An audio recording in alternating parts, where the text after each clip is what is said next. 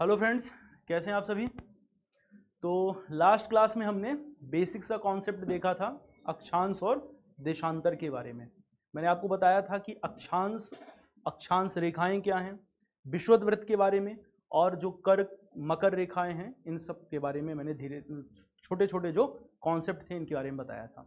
हमने डिस्कस किया था कि अक्षांश है एक प्रकार की कोणीय दूरी जिसका मापन विषुवत रेखा को आधार मान करके पृथ्वी के केंद्र से किया जाता है, उत्तर अथवा दक्षिण की ओर। समान अक्षांशों वाले क्षेत्रों को मिलाते हुए जब हम रेखा खींचते हैं तो उस रेखा को कहते हैं अक्षांश रेखा। और अक्षांश रेखाएं रेखा के रूप में ना होकर के वृत्त के रूप में बदल जाती हैं, क्योंकि पृथ्वी गोलाव है अथवा पृथ्वी की गोलाव आकृति के कारण अक्षांश रेखाएं रेखा के रूप में ना होकर वृत्त के रूप में बदल जाती हैं, जिसे अक्षांशीय वृत्त कहते हैं। जब कभी हम विषुवत रेखा से ध्रुवों की ओर जाते हैं तो अक्षांशीय वृत्त की त्रिज्या में क्रमशः कमी आती है और ध्रुवों में पहुंचने पर ये वृत्त के रूप में ना होकर के बिंदु के रूप में बदल जाते हैं। ठीक, फिर हमने देखा था 0 डिग्री अक्षांश रेखा या विषुवत वृत्त, जिसे हमने कहा था कि यह है इक्वेटर अथवा विषुवत वृत्त है। 23.5 डिग्री नॉर्थ को हमने कहा था कर्क रेखा अथवा tropic of cancer. 23.5 degree south को हमने मकर रेखा कहा था। ऐसे ही 66.5 डिग्री नॉर्थ इसे हमने कहा था आर्कटिक वृत्त, और 66.5 डिग्री साउथ को हमने कहा था अंटार्कटिक वृत्त। फिर हमने डिस्कस किया था कि दो अक्षांश रेखाएं हैं, इनके मध्य में अगर कोई क्षेत्र है तो इसे कहा जाता है कटिबंध अथवा जोन कहते हैं। देशांतर क्या है तो हमने डिस्कस किया हुआ है कि देशांतर क्या है तो जो प्रधान याम्योत्तर रेखा है, प्रधान याम्योत्तर रेखा के पूर्व अथवा पश्चिम में स्थित किसी स्थान की कोणीय दूरी तथा उस स्थान से गुजरने वाली और उत्तरी और दक्षिणी ध्रुवों को मिलाने वाली ऊर्ध्वाधर काल्पनिक रेखाएं देशांतर रेखाएं कहलाती हैं। देशांतर रेखाएं क्या हैं तो हमने कहा कि ये प्रधान याम्योत्तर के पूर्व अथवा पश्चिम में खींची जाती हैं, दोनों ध्रुवों को मिलाने का कार्य करती हैं और अर्धवृत्त के रूप में होती हैं। 0 डिग्री देशांतर रेखा से जब हम पूरब की ओर बढ़ते हैं तो हम 180 डिग्री देशांतर रेखा तक पहुंचते हैं। ऐसे ही जब हम पश्चिम में जाते हैं तो 0 डिग्री देशांतर से 180 डिग्री देशांतर तक पहुंचते हैं। 180 डिग्री देशांतर रेखा एक ऐसी देशांतर रेखा है जिस पर पूर्वी और पश्चिमी देशांतर रेखाएं दोनों एक ही रेखा पर अवस्थित हैं। तो हम कह सकते हैं 180 डिग्री देशांतर रेखा पर 180 डिग्री पूर्वी और पश्चिमी देशांतर रेखा अवस्थित होती है, जो कि प्रधान याम्योत्तर रेखा अथवा 0 डिग्री देशांतर रेखा के साथ मिलकर के एक बृहद वृत्त का निर्माण करती है। यहां तक हमने डिस्कस किया था।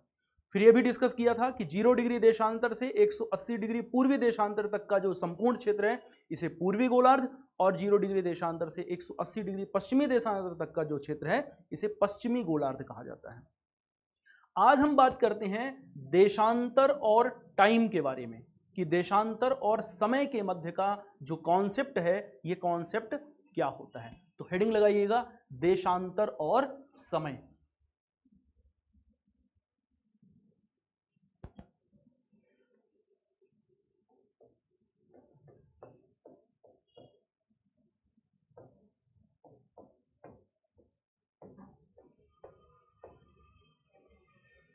देशांतर और समय, लॉन्गिट्यूड एंड टाइम, इनके मध्य के कॉन्सेप्ट को समझते हैं। तो देखिए, ये देशांतर रेखाएं हैं जिसे हमने कहा है कि एक है प्रधान याम्योत्तर रेखा जिसे हमने 0 डिग्री देशांतर कहा है। ये रेखाएं कहां से गुजरती हैं, किन किन देशों से होकर के गुजरती हैं, ये मैपिंग का पार्ट है। जब हम सभी देशों को देख लेंगे, सभी देशों की लोकेशन को देख लेंगे, फिर इसे तैयार करना बहुत आसान हो जाएगा। यहां पर हम इनके पीछे के सिद्धांतों को समझ रहे हैं। तो 0 डिग्री देशांतर है, 0 डिग्री देशांतर से हम आगे बढ़ रहे हैं, जैसे पूरब की ओर जब बढ़ रहे हैं तो पूर्वी देशांतर रेखाएं मिल रही हैं। तो ये जो भी देशांतर रेखाएं हैं इन्हें हम कहते हैं क्या, पूर्वी देशांतर रेखा। इसी प्रकार से जो पश्चिम में है इन समस्त देशांतर रेखाओं को कहा जाता है पश्चिमी देशांतर रेखा। ठीक, अब देखिए,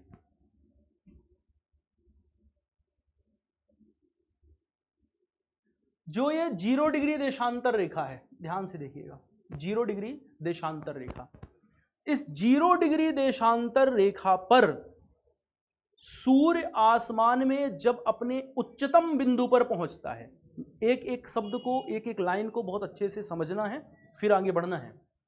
इमेज हम खुद से अपना डायग्राम बनाएंगे और बातों को समझेंगे। तो मैं क्या कह रहा हूं, मैं कह रहा हूं कि ये हमारी है प्रधान याम्योत्तर रेखा, जिसे हम कह रहे हैं 0 डिग्री देशांतर। ठीक है। सूर्य जिस समय इस प्रधान याम्योत्तर रेखा अथवा 0 डिग्री देशांतर रेखा पर लंबवत चमकेगा, उस समय इस देशांतर रेखा पर स्थित प्रत्येक स्थान पर दोपहर का समय होगा, या हम कह सकते हैं दोपहर के 12 बजे होगी, 12 बजेंगे। जिस समय, तो दोपहर का 12 कब बजेगा इस देशांतर रेखा पर, प्रधान याम्योत्तर पर? उस समय बजेगा जिस समय इस देशांतर रेखा के उच्चतम बिंदु पर सूर्य पहुंच जाएगा। इसके बाद सूर्य अब नीचे डिक्लाइन करना शुरू करेगा। तो जब उच्चतम बिंदु पर पहुंचेगा, उस समय इस देशांतर रेखा पर दोपहर के 12 बज जाएंगे। अब चूंकि हम ये जानते हैं कि पृथ्वी पश्चिम से पूर्व दिशा में घूर्णन कर रही है, पृथ्वी घूर्णन कर रही है कैसे? पश्चिम से और पूर्व की ओर घूर्णन कर रही है। तो आप खुद से सोचिए कि पृथ्वी जब पश्चिम से पूर्व की ओर घूर्णन कर रही है, इसका मतलब है कि जो भी स्थान इस प्रधान याम्योत्तर रेखा के पूर्व में अवस्थित होंगे, कोई भी देशांतर रेखा हो, इसके पूर्व में कोई भी देशांतर रेखा स्थित हो,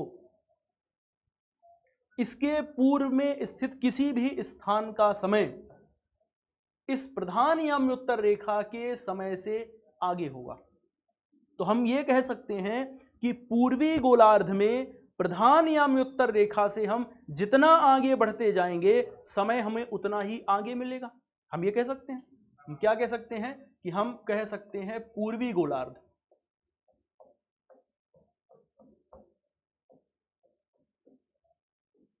पूर्वी गोलार्ध में समय आगे होगा। और ये आगे होने का मतलब यह क्या है? तो आगे होने का मतलब है इस प्रधान याम्योत्तर रेखा से आगे होना। ठीक है। तो प्रधान याम्योत्तर रेखा से समय आगे चल रहा होगा, यानी प्रधान याम्योत्तर रेखा के समय से आगे चल रहा होगा। अब अगर आपसे बात की जाए कि पश्चिमी गोलार्ध की, यानी कि इस स्थान पर कोई भी देशांतर रेखा है, ठीक, तो जब हम पश्चिमी गोलार्ध में आएंगे तो पश्चिमी गोलार्ध में कोई भी स्थान होगा, इस स्थान का कोई भी समय, किसी भी स्थान का, इस प्रधान याम्योत्तर रेखा के समय से पीछे चल रहा होगा। तो हम क्या कह सकते हैं, इस स्थान पर, कहां पर? यह है पश्चिमी गोलार्ध।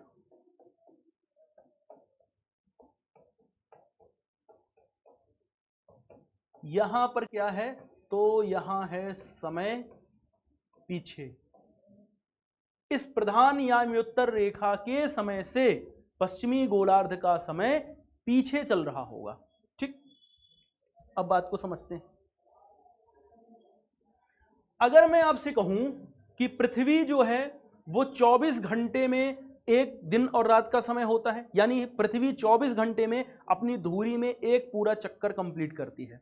तो अगर आप वृत्तीय मार्ग पर चल रहे हैं और वृत्तीय मार्ग पर चलते हुए आपने एक पूरा चक्कर कंप्लीट कर लिया, इसका मतलब है कि आप 360 डिग्री घूम गए, यही है मतलब। और पृथ्वी 360 डिग्री की दूरी तय करने में 24 घंटे का समय लेती है, क्योंकि 24 घंटे में 360 डिग्री घूमती है। तो मैं क्या कह सकता हूं? मैं कह सकता हूं कि चूंकि पृथ्वी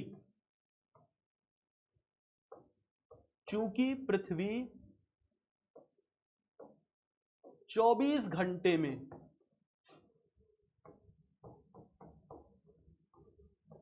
घूमती है 360 डिग्री, और 360 डिग्री है क्या? तो 360 डिग्री है देशांतरी दूरी, क्योंकि हमने 360 देशांतरों में बांट दिया है। तो पृथ्वी एक 360 देशांतर दूरी घूमती है कितने घंटे में? 24 घंटे में। तो हम कह सकते हैं 360 डिग्री देशांतर। तो पृथ्वी 24 घंटे में 360 डिग्री देशांतर घूमती है। तो हम ये निकाल सकते हैं कि एक घंटे में कितनी दूरी तय करेगी। तो हम कह सकते हैं 360 बटे 24। तो हम निकाल सकते हैं कितना? 15 डिग्री।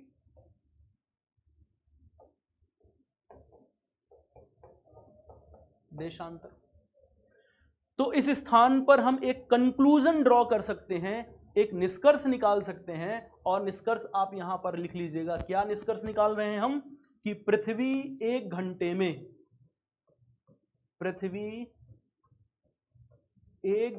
में 15 डिग्री देशांतर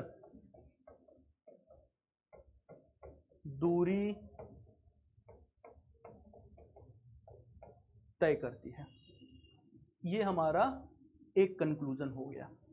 ठीक है, पृथ्वी 1 घंटे में 15 डिग्री देशांतरी दूरी को तय कर लेती है। अब एक बात ध्यान से समझिए जरा, कि 15 डिग्री देशांतर दूरी तय कर रही है, आपके पास दिया हुआ है समय 1 घंटे, तो आप निकाल सकते हैं ना इससे कि 1 डिग्री देशांतर दूरी कितने में तय कर पाएगी। तो हम इसे भी निकाल सकते हैं। हम क्या कह सकते हैं? हम कह सकते हैं चूंकि पृथ्वी 15 डिग्री देशांतर दूरी तय करने में कितना समय लेती है? 1 घंटे का समय लेती है। 1 घंटा यानी कि हम कह सकते हैं 60 मिनट का समय ले रही है। तो 1 डिग्री देशांतर दूरी तय करने में कितना समय लेगी? तो 16/15, 4 मिनट। तो यहां पर हम एक दूसरा कंक्लूजन भी ड्रॉ कर सकते हैं, और दूसरा कंक्लूजन क्या होगा? कि पृथ्वी 1 डिग्री देशांतर दूरी तय करने में 4 मिनट का समय लेती है। 2 निष्कर्ष आपके पास आ चुके हैं। प्रीलिम्स में पूछता रहता है, इसलिए ध्यान भी रखना है, और पीछे का सिद्धांत क्या है वो भी समझा दिया, तो रटने की जरूरत नहीं पड़ेगी। अगर आपसे पूछा जाए कि 1 घंटे का समय है और 1 घंटे में पृथ्वी कितनी दूरी तय करेगी, तो आप कहेंगे 1 घंटे में 15 डिग्री देशांतरी दूरी तय कर लेगी। अगर आपसे पूछा जाए कि 1 डिग्री देशांतरी दूरी तय करना है, पृथ्वी कितना समय लगाएगी, तो आप कह सकते हैं कि 1 डिग्री देशांतरी दूरी तय करने में पृथ्वी 4 मिनट का समय लगाएगी। अब अगर आपसे एक प्रश्न दे दिया जाए, प्रश्न क्या दिया जाए? प्रश्न दिया जाए आपको कि ध्यान से प्रश्न को समझिएगा और इसका आंसर करने का प्रयास करिएगा। ग्रीनविच में, मैं बोल रहा हूं, आप प्रश्न को नोट भी कर लीजिएगा। जिस समय ग्रीनविच में दोपहर के 12 बजे हुए हैं, ग्रीनविच में जिस समय दोपहर के 12 बजे हुए हैं,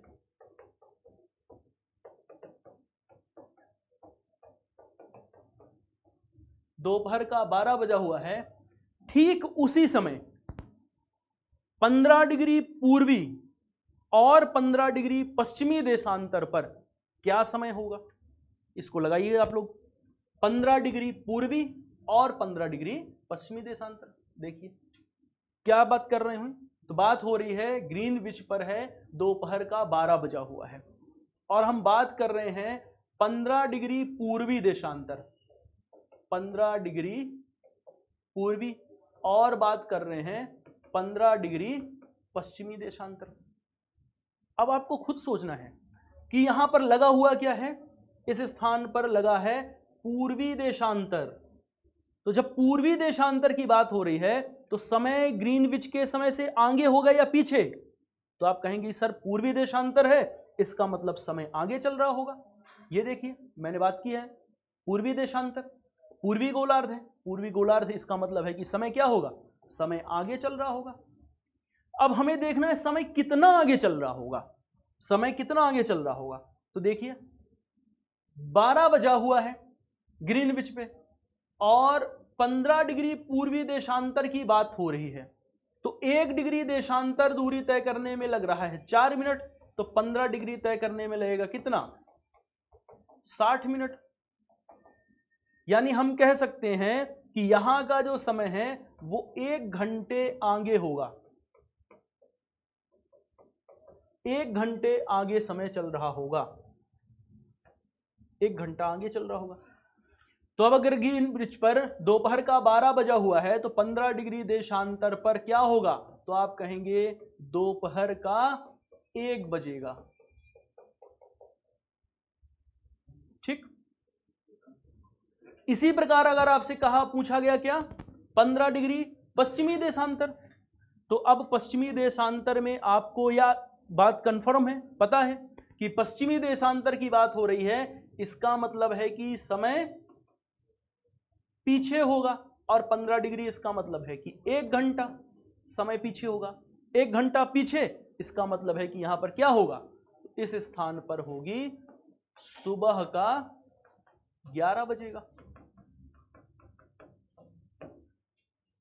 अब एक प्रश्न मैं आपको देता हूं, आप लगा करके कमेंट करिएगा मुझे कि काहिरा का समय है, यह प्रश्न आया हुआ है एग्जाम में, पूछा हुआ एग्जाम में है कि काहिरा का समय ग्रीनविच के समय से 2 घंटे आगे है। काहिरा का समय ग्रीनविच के समय से 2 घंटे आगे है, तब काहिरा से गुजरने वाले देशांतर या काहिरा से गुजरने वाला देशांतर क्या होगा, या काहिरा से गुजरने वाले देशांतर को ज्ञात करें। मैं प्रश्न फिर से रिपीट कर देता हूं, काहिरा का समय ग्रीनविच के समय से 2 घंटे आगे है, तो काहिरा से गुजरने वाले देशांतर को ज्ञात करें। आप लगा करके कमेंट करिएगा मुझे। ठीक। तो देखिए क्या बात हो रही है, बात हो रही है काहिरा के समय की, और काहिरा का समय है ग्रीनविच से, ये है 0 डिग्री देशांतर, इसे ही कहा जाता है क्या, ग्रीनविच। ग्रीनविच के समय से 2 घंटे आगे है, इसका मतलब क्या हुआ, पूर्वी गोलार्ध या पश्चिमी गोलार्ध, तो आप कहेंगे सर समय तो आगे चल रहा है, आगे का मतलब हो गया पूर्वी गोलार्ध। तो अब हमें एक चीज तो मिल गई कि बात हो रही है पूर्वी गोलार्ध की, तो जो भी देशांतर होगा वो देशांतर तो पूर्वी होगा, क्योंकि पूर्वी गोलार्ध की बात हो गई। अब होगा कौन सा देशांतर, तो समय कह रहा है कि काहिरा के समय से, काहिरा का समय ग्रीनविच के समय से 2 घंटे आगे चल रहा है। तो आप देख लीजिए कि 2 घंटे समय आगे है, तो 1 घंटे का मतलब है कितना, 15 डिग्री देशांतर, तो 2 घंटे का मतलब कितना हुआ, 30 डिग्री देशांतर, और आगे का मतलब पूर्वी, तो देशांतर निकल के आ गया क्या, 30 डिग्री पूर्वी देशांतर। तो मैं समझता हूं कि इस तरह से जो भी सवाल पूछे जाएंगे आपकी एग्जाम में, या इन सारी बातों से जुड़े हुए जो सवाल आपकी एग्जाम में अगर पूछे जाएंगे तो वो सवाल आप करने की स्थिति में होंगे। और ऐसे प्रश्न एग्जाम में पूछे जाते हैं प्रीलिम्स के एग्जाम में, स्टेट पीसीएस का जो भी एग्जाम होता है उनमें इस तरह के प्रश्न जरूर बनते हैं। ठीक। अब एक और कॉन्सेप्ट को हम समझते हैं, स्थानीय समय और मानक समय का जो कॉन्सेप्ट है वो कॉन्सेप्ट क्या होता है। तो आप हेडिंग लगाइएगा, स्थानीय समय और मानक समय, standard time, local time and standard time.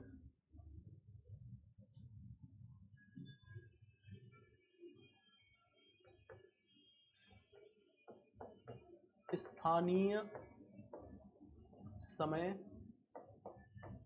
और मानक समय।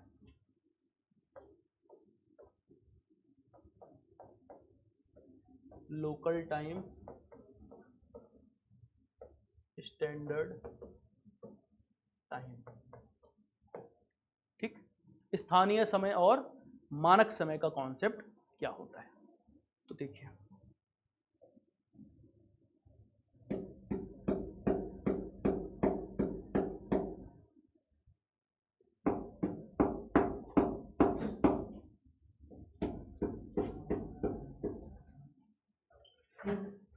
एक देशांतर है कोई सा भी, मान लिया हमने, इस देशांतर पर जिस समय आसमान में सूर्य अपने उच्चतम बिंदु पर होगा, उस समय इस देशांतर के प्रत्येक स्थान पर, बहुत अच्छे समझिएगा, इस देशांतर के प्रत्येक स्थान पर दोपहर होगी। ऐसा सभी देशांतरों के लिए हो सकता है। अगर मान लीजिए कि मैं बात करूं इस देशांतर की, और इस देशांतर में आसमान में सूर्य अपने उच्चतम बिंदु पर है, 120 डिग्री देशांतर है, और ये पूर्वी देशांतर है, 120 डिग्री पूर्वी देशांतर है। और अगर 120 डिग्री देशांतर पूर्वी देशांतर की बात हो रही है, तो अगर मैं ये कहूं कि इस 120 डिग्री पूर्वी देशांतर पर आसमान में सूर्य अपने उच्चतम बिंदु पर है, तो आप कहेंगे सर इसका मतलब है कि इस 120 डिग्री पूर्वी देशांतर के प्रत्येक स्थान पर दोपहर का समय होगा, यानी दोपहर के ठीक 12 बजे होंगे। लेकिन क्या ये इस देशांतर और इस देशांतर यानी 150 डिग्री देशांतर अथवा 90 डिग्री देशांतर की अगर बात की जाए, ये है क्या 150 डिग्री पूर्व और ये है आपका 90 डिग्री पूर्व, अगर इनकी बात की जाए तो क्या यहां भी आसमान में सूर्य एक ही बिंदु पर हो सकता है क्या? तो आप कहेंगे नहीं, जब इस देशांतर के ऊपर होगा तब इससे आगे निकल चुका होगा और इस पर आने वाला होगा, है ना। तो हम कह सकते हैं कि एक देशांतर रेखा पर स्थित प्रत्येक स्थान का स्थानीय समय एक समान होता है। और दूसरा निष्कर्ष हम क्या निकाल सकते हैं, अलग अलग देशांतर रेखाओं के स्थानीय समय अलग अलग होते हैं, यह निष्कर्ष निकाल सकते हैं ना। तो हमने क्या कहा कि हम इस तरह से दो निष्कर्षों को ड्रॉ कर सकते हैं, और ये दो निष्कर्ष कौन कौन से हैं? दो निष्कर्ष ये हैं कि एक देशांतर रेखा पर एक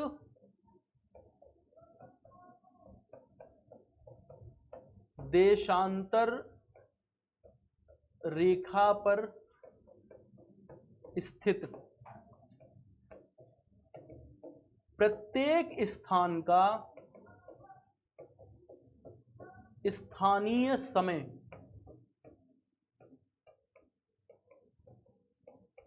एक समान होगा।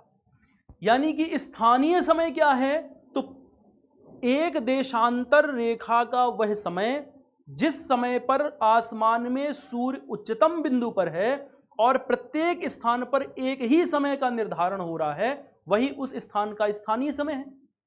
लेकिन दूसरा निष्कर्ष भी हम निकाल सकते हैं इसी बात से। दूसरा निष्कर्ष क्या निकाल सकते हैं कि दो अलग अलग देशांतर रेखाओं पर स्थित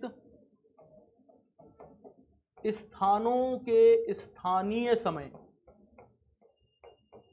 कैसे होंगे, तो आप कह सकते हैं अलग अलग होंगे। ठीक, अब देखिए कोई देश है और कोई देश है, उसका कुछ इस तरह से विस्तार है। मान लिया कि भारत यहां पर हमें दिखाई दे रहा है, यहां से एक देशांतर गुजर रहा है भारत से, आप इमेज में देख सकते हैं।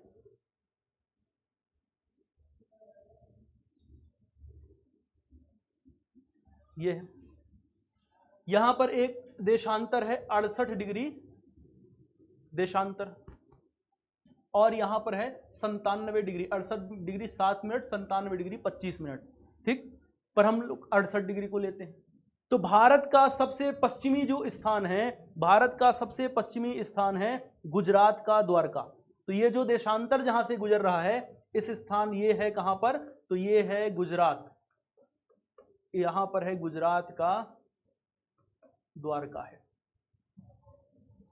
और दूसरा देशांतर जो भारत से गुजर रहा है सबसे पूर्व में, दोनों पूर्वी होंगे ना, क्योंकि भारत पूर्वी गोलार्ध में स्थित है, लेकिन भारत का भी सबसे पूर्वी जो देशांतर है, वो सबसे पूर्वी देशांतर गुजर रहा है अरुणाचल प्रदेश से। और इस स्थान पर एक जगह का नाम है वालांगू। तो अरुणाचल प्रदेश के वालांगू से एक देशांतर गुजर रहा है। तो अब बताइए, जिस समय सूर्य इस वालांगू के देशांतर से गुजर रहा होगा, या मैं कहूं 97 डिग्री पूर्वी देशांतर पे शीर्ष में जिस समय सूर्य आएगा, जिस समय इस देशांतर के शीर्ष में सूर्य चमक रहा होगा, क्या उसी समय यहां पर भी चमकेगा? तो आप कहेंगे नहीं सर, ऐसा तो हो नहीं सकता, क्योंकि जब यहां चमकेगा तब यहां पर चमकने वाला होगा, इससे समय यहां का क्या होगा, पीछे होगा। क्योंकि इसकी तुलना में अगर हम बात करें तो इसकी तुलना में ये 68 डिग्री पूर्वी देशांतर कहां है, तो अगर 97 डिग्री देशांतर की तुलना करें तो इसकी तुलना में 68 डिग्री देशांतर पश्चिम में स्थित है पूर्वी देशांतर, लेकिन अवस्थिति इसकी तुलना में पश्चिम में है। इसका मतलब हुआ कि इस अरुणाचल प्रदेश से गुजरने वाले देशांतर के कारण इस स्थान का जो समय होगा, स्थानीय समय, इस स्थान के स्थानीय समय से आगे चल रहा होगा। और कितना आगे चल रहा होगा, तो अगर दोनों का अंतर देखा जाए तो कितना है दोनों का अंतर, 68 डिग्री और 97, लगभग 29 डिग्री देशांतर। और 29 डिग्री देशांतर का मतलब क्या हुआ, तो आप कह सकते हैं 29 मल्टीप्लाई 4 कर दो तो निकल आएगा कितना, 116, 116 मिनट। तो हम मोटा मोटा ये कह सकते हैं कि कह सकते हैं कि 2 घंटे का अंतर होगा। 2 घंटे का अंतर आ गया। और 2 घंटे का अंतर कहां पर आया, भारत के पूर्वी राज्य, भारत के सबसे पूर्वी क्षेत्र यानी अरुणाचल प्रदेश, और भारत के ही सबसे पश्चिमी क्षेत्र यानी कि गुजरात। तो भारत के सबसे पूर्वी और भारत के सबसे पश्चिमी क्षेत्र के जो स्थानीय समय हैं, इन स्थानीय समयों में अंतर की स्थिति देखने को मिल गई। अब एक बात जान लीजिए, अगर मान लीजिए कि कोई प्रोग्राम चल रहा है, कोई रेडियो का प्रोग्राम चल रहा है और वो प्रोग्राम का टेलीकास्ट होना है दोपहर के 12 बजे, तो दोपहर के 12 बजे किसी रेडियो टेलीग्राम का ब्रॉडकास्ट होना है, कोई न्यूज ही आना है, मान लिया हमने, तो न्यूज आना है और न्यूज का टाइमिंग है 12 बजे से आना है, दोपहर के 12 बजे से न्यूज शुरू होनी है। तो अगर दोपहर के 12 बजे से न्यूज शुरू होगी और हमने इस स्थान के समय को मानक बना लिया, इस स्थान के समय के आधार पर अगर न्यूज शुरू हुई, तो जब यहां दोपहर का क्या बजा हुआ है, 12 बजा हुआ है, तब तक तो यहां सुबह हो रही होगी, अभी सुबह का 10 ही बज रहा होगा। एक समस्या आ जाएगी। अगर कोई व्यक्ति यहां से एयरपोर्ट, यहां से एरोप्लेन पकड़ता है, फ्लाइट पकड़ता है और गुजरात पहुंचता है, और जब घड़ी मिलाएगा तो देखेगा कि जितने टाइम में वो बैठा था वही टाइम लगभग हो रहा है, तो एक प्रकार की समस्या उत्पन्न हो जाती है। क्यों उत्पन्न हो रही है, तो हम कह सकते हैं किसी भी देश के देशांतरीय विस्तार के कारण सार्वजनिक सेवाओं में एक समस्या उत्पन्न हो जा रही है। और ये समस्या कैसे उत्पन्न होगी, तब उत्पन्न होगी जब किसी देश का देशांतरीय विस्तार जितना ज्यादा होता जाएगा, उस देश के मानक समय के अंतर उतने ज्यादा बढ़ते जाएंगे। तो हम क्या निष्कर्ष निकाल सकते हैं, हम निकाल सकते हैं कि अगर किसी देश का, कह सकते हैं कि किसी देश का देशांतरीय विस्तार अधिक है, अगर किसी देश का देशांतरीय विस्तार अधिक है, तब ऐसी स्थिति में स्थानीय समय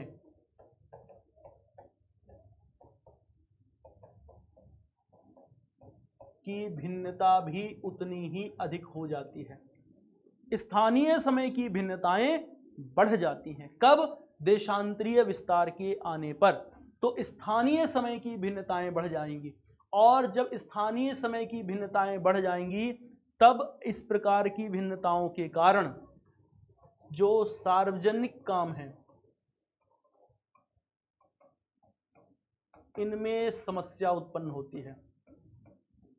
सार्वजनिक कार्यों में समस्या उत्पन्न हो जाएगी, जैसे कि वायु सेवाएं, जैसे कि रेडियो, टेलीविजन प्रोग्राम्स, इनके ब्रॉडकास्टिंग का समय, इन सब में समस्या उत्पन्न हो जाती है।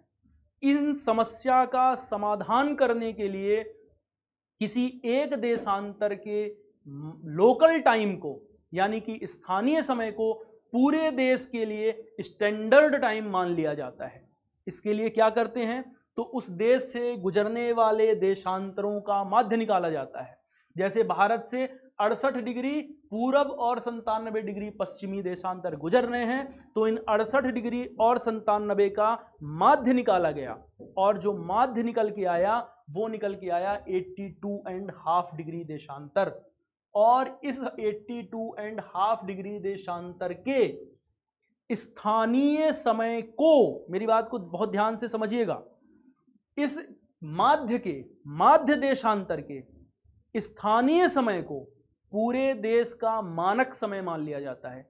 तो अगर हम दिल्ली में बैठ करके घड़ी मिलाते हैं कि दोपहर के 12 बजे हुए हैं, इसका मतलब क्या है? इसका मतलब है कि 82.5 डिग्री पूर्वी देशांतर पर आसमान में सूर्य अपने उच्चतम बिंदु पर पहुंच चुका है। ठीक है, तो हम क्या कह सकते हैं?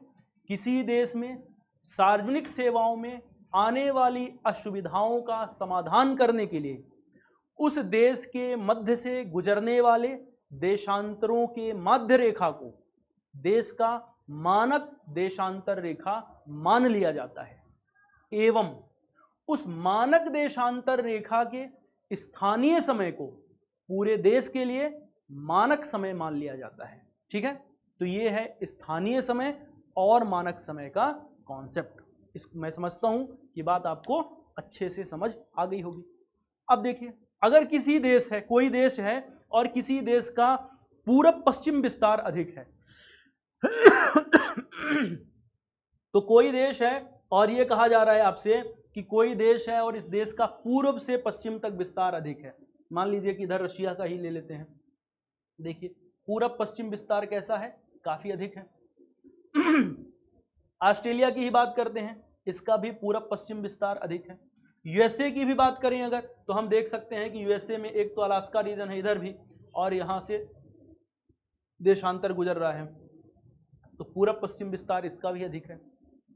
तो जब कभी किसी देश का पूर्व पश्चिम विस्तार अधिक होता है, पूरब पश्चिम विस्तार का मतलब है कि उस देश का देशांतरीय विस्तार अधिक है, ऐसी स्थिति में एक से अधिक मानक समयों को अपना लिया जाता है। भारत के भी जो पूर्वोत्तर भारत के राज्य हैं, लगातार 2 मानक समय के मांग की डिमांड, 2 मानक समय अपनाने की डिमांड कर रहे हैं, लेकिन अभी भारत का एक ही मानक समय माना गया है और वो एक मानक समय है 82.5 डिग्री पूर्वी देशांतर रेखा। ठीक। अब समझते हैं हम लोग अंतरराष्ट्रीय तिथि रेखा के बारे में।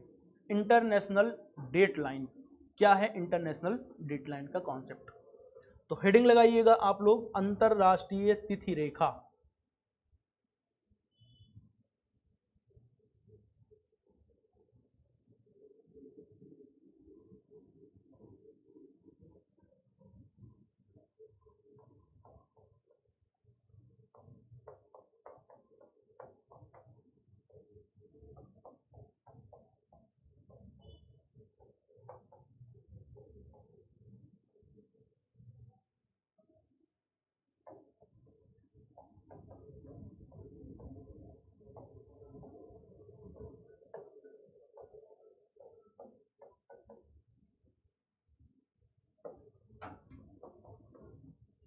International date line.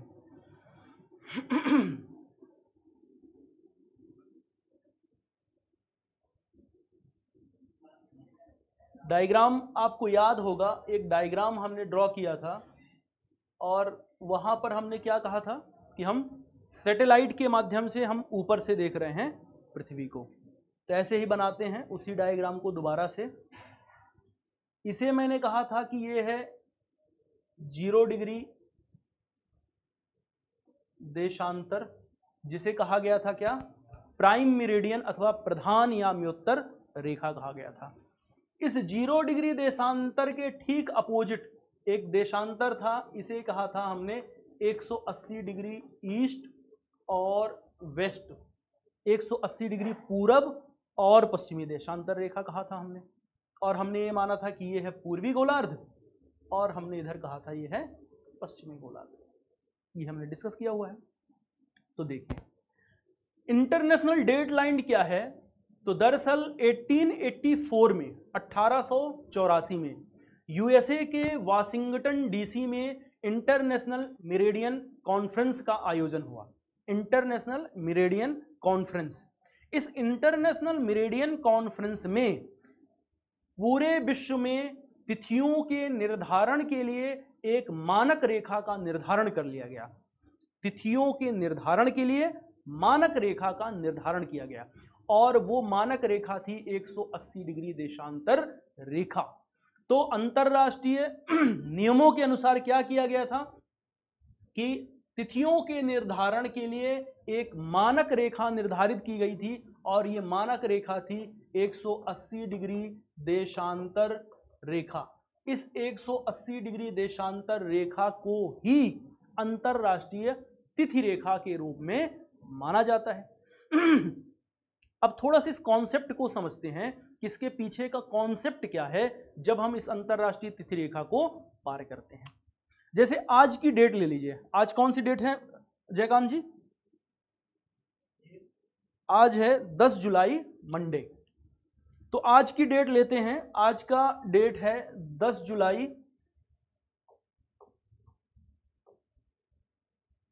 2023 और दिन है आज सोमवार का।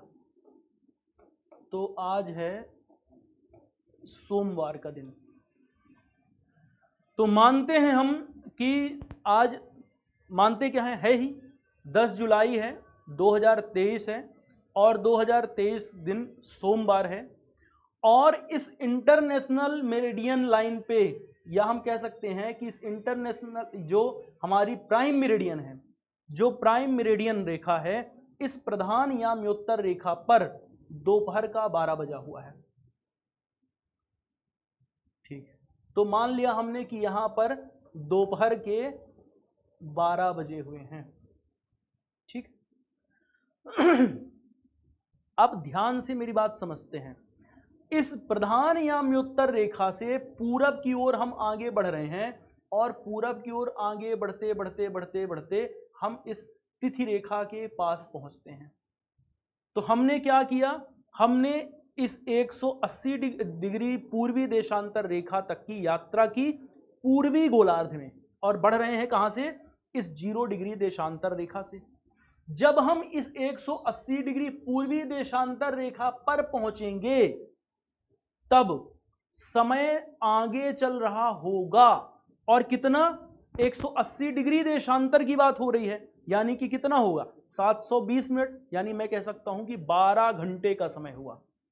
तो अगर हम कहें कि जिस समय 0 डिग्री देशांतर रेखा पर दोपहर का 12 बजा होगा, ठीक इसी समय इस 180 डिग्री पूर्वी देशांतर रेखा पर रात्रि होगी, और रात्रि का यहां पर क्या बजेगा? 12 बजेगा। और तिथि क्या होगी? तिथि तो यही होगी, 10 जुलाई 2023 सोमवार का दिन होगा। तो रात के 12 बजेंगे 10 जुलाई 2023 के, और दिन होगी सोमवार। ठीक, समय लेकिन 12 घंटे आगे हो चुका होगा यहां से। अब मैं अगर आपसे कहूं कि अब हम पश्चिम की ओर यात्रा करते हैं 180 डिग्री तक, तो पश्चिम की ओर हम 180 डिग्री यात्रा करते करते करते करते पहुंच रहे हैं इस 180 डिग्री पश्चिमी देशांतर पर, वेस्ट पर, 180 डिग्री पश्चिमी देशांतर पर। तो फिर समय क्या होगा? यहां पर कितना समय का अंतर होगा? आप कहेंगे कि समय 12 घंटे का ही अंतर होगा, लेकिन बजेगा क्या? तो रात का 12 बजा होगा। तो यहां पर भी तो रात का 12 ही बजेगा, तो रात का 12 बजेगा। लेकिन ध्यान रहे, समय क्या होगा? रात का 12 तो अवश्य बजा, लेकिन समय है 12 घंटे पीछे। यहां पर है 10 जुलाई सोमवार, तो यहां पर कौन सा दिन होगा? कौन सा दिन होगा जयकांत जी? सेम होगा। यहां पर होगा 9 जुलाई रविवार। तो इस स्थान पर 9 जुलाई होगी और रविवार का दिन होगा। अब जैसे ही हम इस देशांतर रेखा को पूरब की ओर चलते हुए पार कर रहे हैं, मेरी बात को ध्यान क्या समझना है, पूरब की ओर चलते हुए पार कर रहे हैं, यानी कुछ इस तरह से हम बढ़ रहे हैं आगे, और हम बढ़ गए इस क्षेत्र में, पश्चिमी गोलार्ध में आ गए। हमने 180 देशांतर को पार करके पश्चिमी गोलार्ध में आ गए हैं, और यहां पर था 10 जुलाई, और 10 जुलाई के बाद आना था 11 जुलाई, है ना, लेकिन हम तो पहुंच गए 9 जुलाई वाले क्षेत्र में। अब यहां पर 9 के बाद पुनः क्या आ जाएगा, 10 जुलाई आएगा। तो एक दिन क्या हो गया, कम हो गया। आना चाहिए था 11 जुलाई और आ गया पुनः वापस से क्या, 10 जुलाई। तो अगर आप पूरब की ओर चलते चलते चलते चलते आपने इस देशांतर रेखा को पार कर दिया तो एक दिन समय कम हो गया ना कम है। ऐसे ही अगर आप क्या कर रहे हैं, इसी देशांतर रेखा को पश्चिम की ओर चलते चलते चलते चलते अगर आप पार कर रहे हैं, तो यहां था 9 जुलाई का समय और आपने पार कर दिया 9 जुलाई। अब यहां 12 बज के जैसे ही 1 मिनट का समय होगा, यहां 10 जुलाई से सीधे समय हो जाएगा क्या, 11 जुलाई। 11 जुलाई का समय आ जाएगा।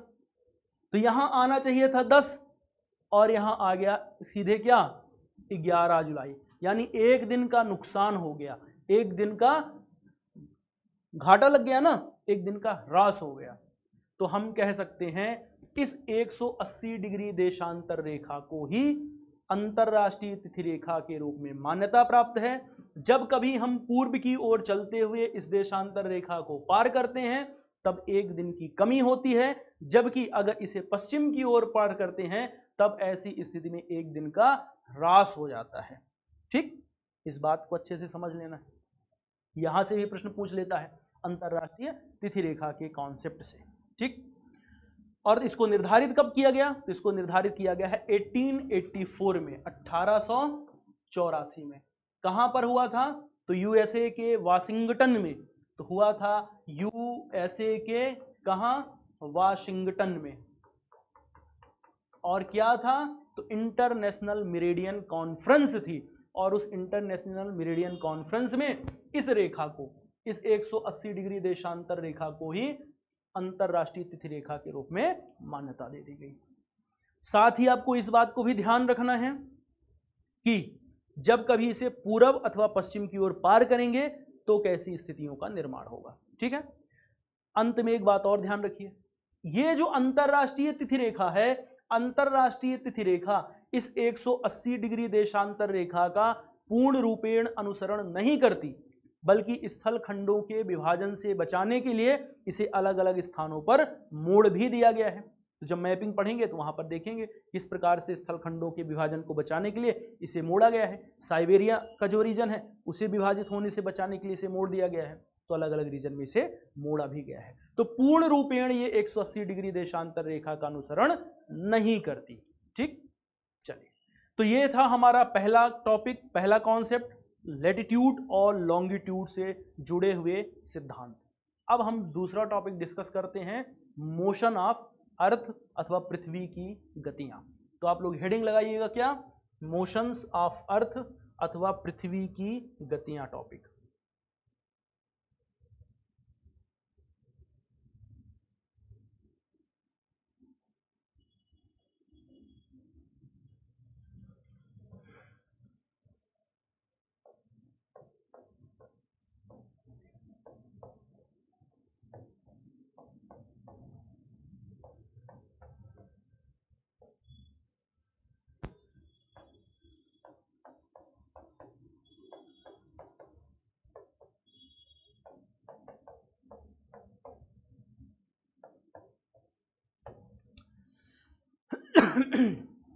देखिए, पृथ्वी की जो गतियां हैं दो तरह से होती हैं। एक होता है डेली मोशन ऑफ अर्थ और दूसरा होता है अर्थ एनुअल मोशन। पहली गति है जिसे हम कहते हैं पृथ्वी की दैनिक गति,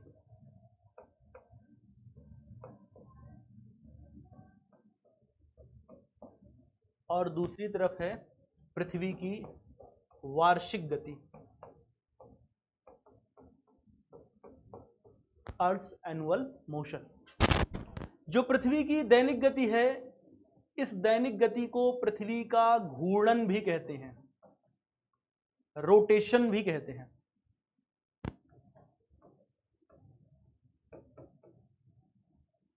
जो वार्षिक गति है, इस वार्षिक गति को पृथ्वी का परिक्रमण अथवा रिवोल्यूशन भी कहा जाता है। पहले समझते हैं कि जो दैनिक गति है, ये दैनिक गति क्या होती है। अर्थ, पृथ्वी की जो डेली मोशन ऑफ अर्थ है, इस डेली मोशन ऑफ अर्थ को समझते हैं। तो देखिए, आप सभी ने बचपन में लट्टू को घुमाया होगा, बचपन में लट्टू घुमाया होगा। और लट्टू कैसा था? लट्टू हम घुमाते थे जब भी, तो लट्टू पे एक होती थी कील, एक कील होती थी, जिस कील के सहारे लट्टू इर्द गिर्द कील के इर्द गिर्द घूमता था। ऐसे ही पृथ्वी पर एक इमेजिनरी कील है। क्या है? एक प्रकार की इमेजिनरी कील, जिसे हम कह सकते हैं एक प्रकार की काल्पनिक रेखा है। क्या है? एक प्रकार की काल्पनिक रेखा है जिसके सहारे पृथ्वी घूम रही है। इस काल्पनिक रेखा को कहा जाता है पृथ्वी का अक्ष अथवा एक्सिस। तो अगर आपसे पूछा जाए कि एक्सिस क्या है, अक्ष क्या है, तो आप कह सकते हैं an imaginary line which the earth rotates from west to east. एक प्रकार की काल्पनिक रेखा है जिस काल्पनिक रेखा के सहारे पृथ्वी पश्चिम से पूर्व की ओर घूर्णन कर रही है। कैसे घूर्णन कर रही है? तो इस बात को भी ध्यान रखना है। घूर्णन कर रही है पश्चिम से पूर्व की ओर। तो पृथ्वी पश्चिम से पूर्व की ओर घूर्णन कर रही है, घूम रही है। यही है पृथ्वी का अक्ष। तो पृथ्वी का अक्ष है क्या? एक इमेजिनरी लाइन है। पृथ्वी का अक्ष उत्तरी गोलार्ध में जिस स्थान पर पृथ्वी को प्रतिच्छेद करता है, या मैं कहूं कि पृथ्वी का ये जो अक्ष है, इस अक्ष का जो ये उत्तरी सिरा है, इस उत्तरी सिरे को ही कहा जाता है नॉर्थ पोल अथवा उत्तरी ध्रुव। तो आज से ध्यान रहेगा कि नॉर्थ पोल अगर आपको पढ़ने को मिले तो नॉर्थ पोल क्या होगा, आप समझ जाएंगे कि वो उस काल्पनिक रेखा का उत्तरी सिरा जिसके सहारे पृथ्वी पश्चिम से पूर्व की ओर घूम रही है, वही है उत्तरी ध्रुव अथवा नॉर्थ पोल। ठीक, सेम इसी प्रकार से जो दक्षिणी सिरा है, इसे कहा जाता है साउथ पोल अथवा दक्षिणी ध्रुव। तो नॉर्थ पोल अथवा साउथ पोल। अब एक बात देखिए, पृथ्वी जो ये घूर्णन कर रही है, इस घूर्णन के क्या क्या प्रभाव हो सकते हैं। तो पहली बात तो पृथ्वी जो घूम रही है, पृथ्वी के घूमने के कारण क्या है? पृथ्वी के घूमने के कारण एक ऐसा क्षेत्र आता है जिस स्थान पर क्या होता है, सूर्य की प्रकाश आ रहा होता है। तो ऐसा क्षेत्र का निर्माण होता है जहां पर सूर्य का प्रकाश आ रहा है, जिसे हम कह सकते हैं दिन हो रहा है।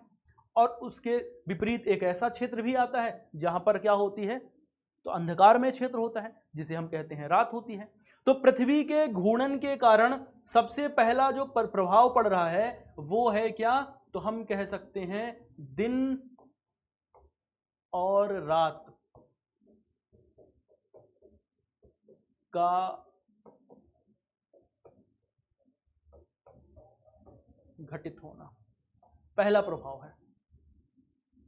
दूसरे प्रभाव की बात करें, आपने देखा होगा आभास होते हुए, आपको ऐसा आभास होता होगा कि सूर्य पूर्व से सूर्योदय हो रहा है और गति करते हुए पश्चिम की ओर जा रहे हैं, है ना। तो ऐसा आभास होता है।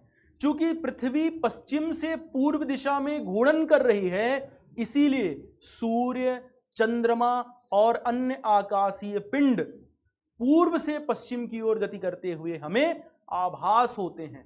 तो जो दूसरा इसका प्रभाव है, दूसरा प्रभाव क्या है, तो हम कह सकते हैं सूर्य, चंद्रमा और अन्य आकाशीय पिंड, सूर्य, चंद्रमा और अन्य आकाशीय पिंड पूर्व से पश्चिम की ओर गति करते आभास होते हैं, गति करते हुए आभास होते हैं। ठीक, तो सूर्य, चंद्रमा और अन्य आकाशीय पिंडों का पूर्व से पश्चिम की ओर गति करते हुए आभास होना, ठीक है ना। ये जो इनका गति आभास होती है, ये होती है पृथ्वी की दैनिक गति के कारण अथवा पृथ्वी के घूर्णन के कारण। तीसरा जो इसका प्रभाव है ये बड़ा इंपॉर्टेंट है, आगे क्लाइमेटोलॉजी में इसको डिटेल में हम पढ़ेंगे। पृथ्वी के घूर्णन के कारण ही क्या होता है, तो एक प्रकार का डिफ्लेक्शन पैदा होता है, जिसे कहते हैं डिफ्लेक्टिव फोर्स। एक फोर्स जनरेट होता है जिसे हम डिफ्लेक्टिव फोर्स कहते हैं। आगे क्लाइमेटोलॉजी में डिटेल में बताऊंगा कि ये कोरियोलिस फोर्स के नाम से जाना जाता है, जिससे वायु और जलधाराओं की दिशा में विक्षेप उत्पन्न होता है। तो पृथ्वी के घूर्णन के कारण पवन और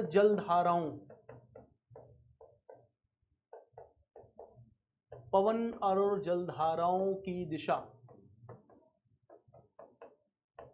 में विक्षेप, डिफ्लेक्शन उत्पन्न होता है। कैसे होता है ये हम क्लाइमेटोलॉजी में पढ़ेंगे डिटेल में। साथ ही साथ जब पृथ्वी वृत्ताकार मार्ग में परिक्रमा कर रही, गति कर रही है या घूर्णन कर रही है, इस घूर्णन के कारण केंद्र की ओर एक बल लगता है जिसे हम कहते हैं सेंट्रीपिटल फोर्स, अभिकेंद्रीय बल। इस अभिकेंद्रीय बल के कारण भी उपोष्णकटिबंधीय क्षेत्रों में वायु नीचे की ओर बैठती है, वायु का अवरोहण होता है, उन क्षेत्रों में हवा भारी हो जाती है। ठीक, तो यह भी ध्यान रखना है कि उपोष्णकटिबंधीय क्षेत्रों में जो उच्च वायुदाब का विकास होता है वो भी पृथ्वी के घूर्णन के कारण ही हो रहा होता है, जिसे भी हम डिटेल में क्लाइमेटोलॉजी में करेंगे। तो पृथ्वी की जो दैनिक गति है, इस पृथ्वी की दैनिक गति को हमने कहा है घूर्णन, और घूर्णन के क्या प्रभाव हो रहे हैं इन बातों को हमने समझ लिया। एक्सिस के बारे में जान लिया, नॉर्थ पोल साउथ पोल के बारे में जान लिया, और क्या इससे प्रभाव होते हैं इन प्रभावों के बारे में हमने देख लिया। ठीक है, तो आज के लिए इतना रखते हैं। कल डिस्कस करेंगे कि पृथ्वी की जो वार्षिक गति है वो वार्षिक गति क्या होती है और वार्षिक गति के क्या प्रभाव पड़ सकते हैं। ठीक है, तो कल की क्लास में मिलते हैं। Thank you.